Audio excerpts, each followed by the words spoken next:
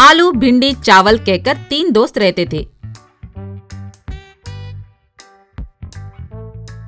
एक दिन भिंडी अपने दोस्त से, अरे भाई, रोज स्कूल जाते बच्चों को देखता हूँ तो मुझे भी स्कूल जाने को मन कर रहा है, लेकिन कुछ वैरायटी से पढ़ना है। हाँ, अच्छा आइडिया है, मुझे भी कुछ वैरायटी से पढ़ना है।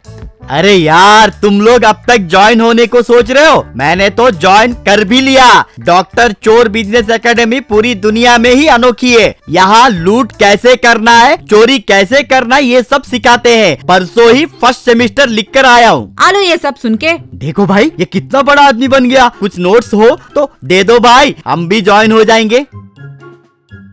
इस तरह वो तीनों डॉक्टर चोर एकेडमी में ज्वाइन हुए।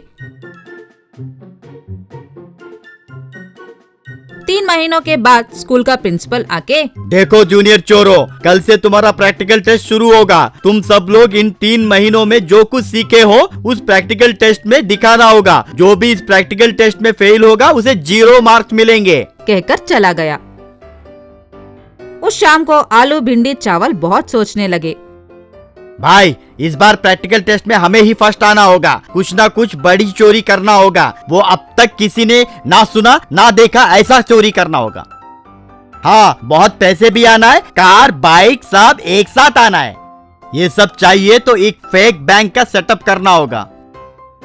ये उपाय सबको पसंद आने से एक फेक बैंक का सेटअप कर दिए।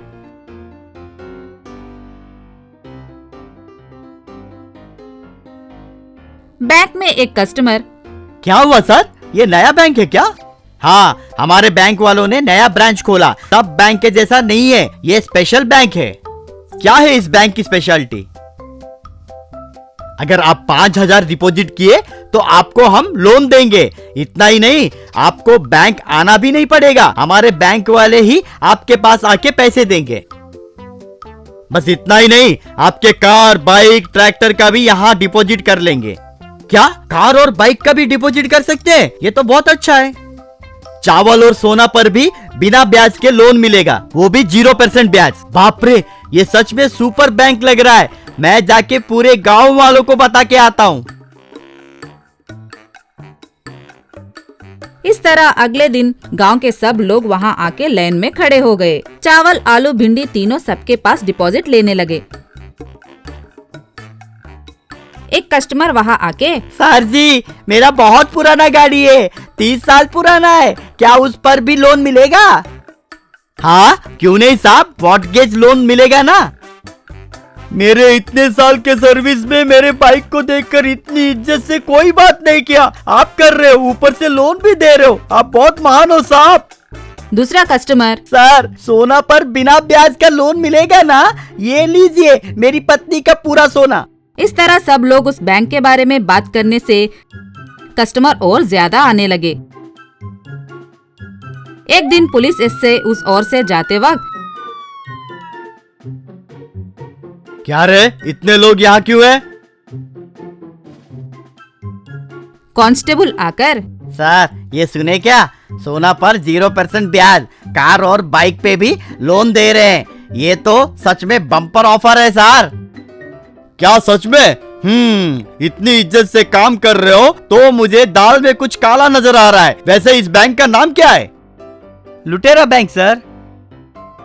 ये कैसा नाम है? वैसे उन लोगों का नाम क्या है? आलू भिंडी चावल सर। ये कैसा नाम है? अजीब लोग लग रहे हैं, मुझे तो कुछ गड़बड़ लग रहा है। जाके थोड़ा पता करते चल। एक शाम को आलू भिंडी चावल बैठ के बातें करने लगे। उसमें एक, भाई, इस बार हम पक्का फर्स्ट आ जाएंगे, प्रिंसिपल हमें गोल्ड मेडल देंगे, कहकर खुश होने लगे। इतने में वहाँ एसए और कांस्टेबल आकर, क्या रे, खुद एक फेक बैंक देकर लोगों को धोखा दे रहे हो, चलो स्टेशन, कहकर उनको खूब पीटने लगे। जेल में आलू भिंडी चावल खूब रोने लगे। तब कांस्टेबल आके, क्यों, अब क्यों रो रहे हो? ये तो चोरी करने से पहले सोचना चाहिए था ना। हम पकड़े जाने के लिए नहीं रो रहे सर, हम प्रैक्टिकल टेस्ट में फेल हो गए इसलिए रो रहे। क्या प्रैक्टिकल टेस्ट? कुछ नहीं, चुप कर, कहकर चला गया। एक महामारी बीमारी से सारा देश को मुक्ति मिली। सब लोग खुशी से बिना कोई डर से घूम रहे थे। पहले जैसे ही शॉपिंग कर रहे थे और होटल को भी जा रहे थे। मगर अशोक नामक एक आदमी को ये बीमारी का डर नहीं गया। वो हर वक्त उसके साथ एक छोटा सा गैस सिलेंडर स्टोव लेके फिरता रहता था। एक दिन एक आदमी अशोक से, अरे भाई, तुम्हें बहुत दिनों से देख रहा हूँ, सुबह शाम ये सिलेंडर लेकर घूम रहे हो, क्या बात है? मैं बाहर का खाना नहीं खाऊंगा, ये निश्चय किया। मेरे ख्याल से वो बीमारी कहीं ना कहीं छुपा होगा। समय देखकर हमारे ऊपर हमला करेगा। वो शायद पूरी में छुपा होगा, नहीं तो चाय में चक्कर लगा रहा होगा। इसलिए मैं सिलेंडर लेकर घूम रहा हूँ। जहाँ भूख लगेगी वहाँ पकाकर खाऊंगा, लेकिन बाहर का खाना बिल्कुल नहीं खाऊंगा। वो बीमारी चली गई कहकर दुनिया के सभी साइंटिस्ट कह रहे हैं, हे भगवान, और थोड़ी देर तुमसे बात किया तो वो बीमारी का डर मुझे भी आ जाएगा, कहकर चला गया। अशोक एक दिन उसके बीवी बच्चों से सिनेमा देखने गया। उसका बच्चा इंटरवल में पॉपकॉर्न पूछने से अशोक अपना स्टोव ऑन किया। उस पर पाई रख के पॉपकॉर्न करना शुरू किया। वो जल के पूरा धुआं निकलने लगे। वहाँ के सब लोग खांसी से बाहर दौड़ने लगे।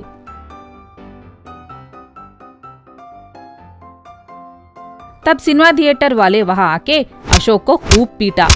दूसरे दिन अशोक बीवी बच्चे सताने से उनको होटल ले गया। क्या ऑर्डर दूं सर जी? हाँ, लिख लेना। आधा किलो आटा, 100 ग्राम तेल, पाव किलो आलू, एक मुर्गी और एक चाकू ले आना। ये होटल है सर जी, कोई सुपरमार्केट नहीं। हाँ हाँ मालूम है, मैंने तेरे ऑनर से बात कर ली है। तू जाके वो सब लेके आना। सर्वर वो सब चीज लाके वहाँ रखा। अशोक अपने चूल्हे के ऊपर रख के खाना बनाना शुरू किया। अशोक की पत्नी उनके बच्चे से, ये लो, तुम्हारे पापा जिंदगी में नहीं सुधरने वाले, चलो, कहकर वहाँ से चले जाते हैं। अरे क्यों जा रहे हो? जैसे तुम लोग पूछे वैसे ही होटल ले आया हूँ ना, कहकर चीखा। इतने में सर्वर बिल लाकर देते हुए, साहब, आप इतने सावधानी से रह रहे हो ना, अगर आपके गैस सिलेंडर में ही बीमारी लगी तो क्या करोगे? हाँ हाँ, इसीलिए तो हर 1 घंटे में सैनिटाइजर से धो रहा हूँ। अगर वो सिलेंडर के अंदर छिपा हो तो? अशोक को शक शुरू हुआ। उस दिन रात को अशोक को नींद नहीं आ रही थी। वो सो नहीं पा रहा था। तुरंत जाके उस सिलेंडर के ऊपर वाला स्टोव को निकालकर सिलेंडर के अंदर सैनिटाइजर डाला। डालते ही सिलेंडर में से आग आने लगी। अशोक का मुंह काला जल गया। तुरंत उसको अस्पताल लेके गए। वहाँ डॉक्टर, बीमारी कहीं और नहीं बल्कि तुम्हारे दिमाग में है। किसी भी बात में सावधानी बरतना बहुत जरूरी है, पर डर नहीं। ज्यादा सावधानी कभी हमारे लिए खतरा ही बन सकता है। और तो और वो बीमारी चली गई है, इसलिए तुम इस हानिकारक सिलेंडर लेकर घूम रहे हो। अब से सावधान रहो, नहीं तो कल तुम्हें दूसरी तरह की बीमारी आ सकती है। धैर्य ही हमारे लिए रक्षा है। मुझे अक्ल आया है डॉक्टर, अब से मैं किसी से नहीं डरूंगा और शक भी नहीं खाऊंगा। वैसे डॉक्टर जी, वो दूसरी बीमारी आ सकती है कह रहे हैं ना, वो नहीं आने के लिए क्या करना होगा? ये सुनकर डॉक्टर बेहोश होकर गिर गया।